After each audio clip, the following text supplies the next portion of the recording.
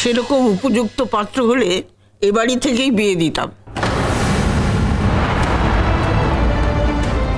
এই পাত্রের সঙ্গে বিয়ে ওই মন্দিরেই বানায়। লালু, তুমি যখন তোমার একমাত্র মেয়ের বিয়ে ওই বস্তিতে দিচ্ছ, তখন বিয়েটা বাড়ির বাইরে থেকেই হোক। আর একটা কথা বলছি তোমাদের, বিয়ের পর আমাদের বাড়িতে কুটুম্বিতা করার কোনো দায়িত্ব তোমাদের নেই। তোমরা না এলে আমরা কিছু মনে করব না। তার মানে পরিষ্কার বলতে চাইছেন আমরা যেন না আসি, তাই তো? গরিব বলে আমাদের অবহেলা করছেন, কিন্তু একটা কথা জেনে রাখুন, আমরা কিন্তু চিরকাল গরিব ছিলাম না। হ্যাঁ, আপনাদের মতো হয়তো এত বড়লোক ছিলাম না, কিন্তু আমাদেরও সচ্ছল পরিবার ছিল, গাড়ি বাড়ি সব ছিল। সময়ের ফেরে আমাদের এমন অবস্থা দেখতে হলো যে আমাদের বস্তিতে এসে উঠতে হলো। আচ্ছা মা, তোমাকে কে কৈফিয়ত দিতে বলেছে বলো তো? আমরা কারো খাই না পড়ি, আর আমাদের অবস্থা নিয়ে না কারোর কোনো মাথা ব্যথার প্রয়োজন নেই। তুমি শুধু শুধু কেন কৈফিয়ত দিতে যাচ্ছ? ওই তো ছোট্ট ভাই এসে গেছে। আরে লালন, তুমি এখানে? হ্যাঁ বাচ্চা, তো তুমি ভালো আছো? হ্যাঁ ভালো আছি। ওই মা একটু কথা বলতে চেয়েছিলেন, তাই মাকে নিয়ে এসেছিলাম। বিয়ের তো বেশি বাকি নেই। না না, খুব ভালো করেছো, খুব ভালো করেছো। বলছি যাই হয়ে যাক, বিয়েটা কিন্তু এই বাড়ি থেকেই হবে। বাচ্চা, সেই ব্যাপারে ঠাম্মি আর মেজো কাকামুনি আগে থেকে ডিসিশন নিয়েছে যে বিয়েটা এই বাড়ি থেকে হচ্ছে না, মন্দির থেকেই বিয়েটা হচ্ছে। কেন? এই বাড়িতে আমার কথার কি কোনো দাম নেই? এই বাড়িতে আমি একটা সিদ্ধান্ত নিলাম, আর সেই কথাটা তোমরা মেনে নিতে পারছো না। তোমার সিদ্ধান্তের কোনো মূল্য আছে নাকি? তুমি আগে যা যা সিদ্ধান্ত নিয়েছো সমস্ত ভুল সিদ্ধান্ত নিয়েছো। তুমি মানুষ চিনতে পারো না, তাই এই ব্যাপারে তুমি নাক গলিও না। কিন্তু বাবা, আমি তো মিনিকে কথা দিয়েছি। দেখ না ছোট্ট ভাই, আমি ভেবেছিলাম আমার বিয়েতে সকালে সবাই গান গাইবে, তারপর আমার গায়ে হলুদ হবে, তারপর আমাকে সুন্দর করে বিয়ের জন্য সাজাবে। সেসব তো কিছুই হবে না রে। বলছে যে নাকি মন্দিরে বিয়ে হবে, তারপর ওখান থেকে আমাকে নিয়ে চলে যাবে। বাসর জায়গা, বিয়ের অনুষ্ঠান কিচ্ছু হবে না বল।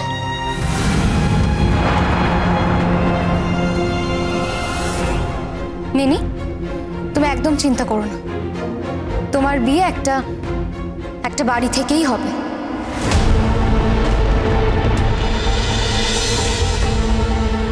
একটা বাড়ি থেকে হবে মানে? তুই কি কলকাতায় বাড়ি কিনেছো নাকি? অবশ্য তোমার যে হালচাল, বাড়ি কিনতেই পারো কলকাতায়, তোমাকে কোনো বিশ্বাস নেই।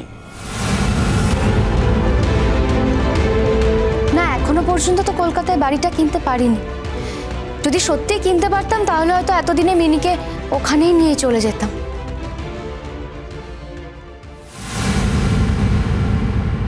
রোশনাই, তোমার লজ্জা শরম বলতে কিচ্ছু নেই না? এখনো এখানে দাঁড়িয়ে আছো, এখনো কথা বলছো তুমি। যার কাছে দরবার করতে এসেছিলে সে তো মুখের ওপর জানিয়ে দিয়েছে যে মিথ্যে কথা বলছো। তারপরেও এই বাড়িতে থাকতে লজ্জা করছে না? তুমি তো জানো গরিমা দিদি, আমার লজ্জা শরম একটু কম, তাই হয়তো লজ্জা লাগছে। আর কি বলতো, এই পৃথিবীতে যাদের লজ্জা পাওয়া উচিত তারা লজ্জা পায় না, কিন্তু যাদের লজ্জা না পেয়ে মাথা উঁচু করে চলা উচিত আমরা ভাবি আসলে তাদের লজ্জা পাওয়া উচিত। আর অন্য, তোমার তো বেরোনোর কথা ছিল, কি ব্যাপার এখনো দাঁড়িয়ে আছো এখানে? আমি কিন্তু রেডি।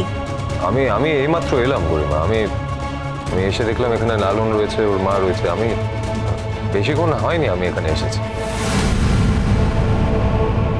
গরিমা, মিনির শ্বশুর বাড়ি থেকে লোকজন এসেছে বিয়ের কথা বলতে।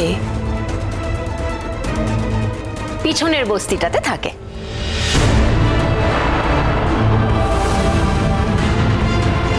সেটা বুঝলাম, যে এখানে সবাই বাড়ির লোকজনেরা রয়েছে, কিন্তু রোশনাই কি করছে এখানে? মিনির বিয়েতে ও বড়দা আর বড় বৌদির পক্ষ থেকে নিমন্ত্রিত অতিথি। যতদিন না পুরোপুরি মিনির বিয়েটা মিটে যাচ্ছে ততদিনই এই বাড়িতেই থাকবে, সেরকমই ওকে বলা হয়েছে। আমার যা বলার তা বলা শেষ হয়ে গেছে। আপনারা তো কিছু খেলেন না। আপনাদের মতো বড় লোকদের বাড়িতে এত দামি দামি মিষ্টি খাওয়ার অভ্যেস আমার নেই, আর আমি চা খাই না। লালন যদি খায়। হ্যাঁ আমি চা খাই মা, কিন্তু এখন আমার চা খাওয়ার কোনো মানসিকতা নেই। যেদিন সম্মানের সাথে চা খাওয়াতে পারবে সেদিন নিশ্চয়ই খাবো। আমাদের কাজের কথা শেষ হয়েছে, আমরা তাহলে এবার উঠি। আর আপনারা প্লিজ জানিয়ে দেবেন যে বিয়েটা কোথায় কখন হবে, আমরা পৌঁছে যাব।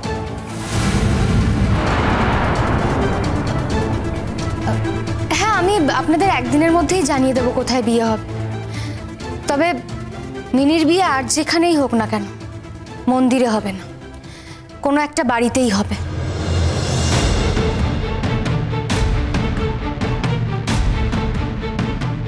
তুমি কোন বাড়ির কথা বলছো রোশনাই, আমি বুঝতে পারছি না। মানে এই বাড়ি থেকে তো কেউ বিয়েটা দিতে রাজি হচ্ছে না। লালন, লালন, আমি ক্ষমা চেয়েছি। আমি আমার কথাটা রাখতে পারলাম না। তবে তোমাদের বিয়ে যেভাবেই হবে খুব ভালোভাবে হবে, এটা আমার বিশ্বাস। বুঝতেই তো পারছো এখন আমার হাতে কিছু নেই। সরি। বাচ্চাদা, আমার তো কোনো ব্যাপার না। তোমার বোনই চেয়েছিল যে বিয়েটা এই বাড়ি থেকে করতে। হ্যাঁ, ও তো ভুল কিছু চায়নি, ও তো ন্যায্য জিনিস চেয়েছে। আচ্ছা, সবার বিয়ে তো বাড়ি থেকেই হয়। হ্যাঁ, আমার বেলায় কি সমস্যা শুনি? আমি কি বাড়ির মেয়ে নই নাকি? হ্যাঁ মিনি, তুমি তুমি মন খারাপ করছো কেন? আমি তোমাকে বলেছি না, আমি তো তোমাকে কথা দিয়েছি তোমার বিয়েটা কোনো একটা বাড়ি থেকেই হবে। আর একটা বিয়েতে যা যা অনুষ্ঠান হয় সেই সব অনুষ্ঠান তোমার বিয়েতে হবে। ঠিক বলছিস তুই রোশনাই, ঠিক বলছিস তো? প্রমিস? প্রমিস। তোমার কথাবার্তা শুনলে না রোশনাই অবাক লাগে, জানো তো। মানে এই মেয়েটা কি বলো তো, লজ্জা নেই, শরম নেই, মান নেই, সম্মান নেই, কিচ্ছু নেই। আমাদের বাড়িতে থেকে আমাদের বাড়ির মেয়ের কোথায় বিয়ে হবে সেই পরামর্শ দিতে চলে এসেছে। কত বড় সাহস তোমার রোশনাই! এই সাহসটা আমাকে দেখাতেই হতো না যদি মিনির বিয়েটা আপনারা এই বাড়িতে দিতে রাজি হয়ে যেতেন। তোমাকে কে দায়িত্ব দিয়েছে রোশনাই? কেউ কিছু জিজ্ঞাসা করেছে? মতামত চেয়েছে? কেউ আমাকে দায়িত্ব দেয়নি ঠাম্মা। যে মানুষের মধ্যে এতটুকু দায়িত্ববোধ থাকে তাকে আলাদা করে দায়িত্ব দেওয়ার কোনো দরকার পড়ে না। তাছাড়া আমি মিনির ইচ্ছেটা খুব ভালো করে জানি, তাই এইটুকু দায়িত্ব আমি পালন করতে চাই। কিসের ভরসায় তুই এসব কথা বলছিস রোশনাই? আমি তো কিছুই বুঝতে পারছি না। জেঠুমনি, আমি তো বলছি মিনির বিয়ে কোনো মন্দিরে হবে না, একটা বাড়িতেই হবে। তাহলে এখন এটাই বহাল থাকলো, তাই তো? ও এখন নতুন একটা অ্যালিগেশন নিয়ে সেই বাড়িতে গেড়ে বসে থাকবে আর এই বাড়ির সব বিষয়ে পরামর্শ দিয়ে যাবে। আর আমাকে সব কিছু মেনে নিতে হবে, তাই না রণ্যক? আমি কি করতে পারি গরিমা? ওর যদি কোনো লজ্জা শরম না থাকে, এত কিছু হয়ে যাওয়ার পর ও যদি এই বাড়ি ছেড়ে চলে না যেতে চায়, তাহলে আমি কি করতে পারি? আমার তো কিছু করার নেই।